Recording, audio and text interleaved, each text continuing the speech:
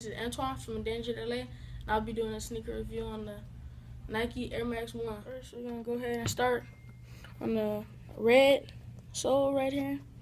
Got the nice, firm, really firm traction pads. And as you can see right here on these squares, Nike Air. Got the Nike swoosh. Move up right here to the midsole.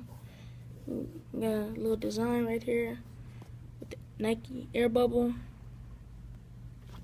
Red inside the air bubble.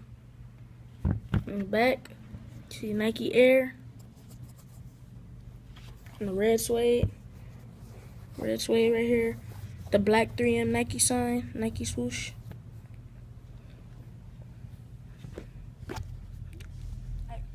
Michael Jackson Thriller. Leather sock liner going on inside here. See Nike Air on the insoles. 11.5. Watch this video. Stay tuned. Like, comment, subscribe. We have this in the size 11.5 for $200 in stores. Thank you.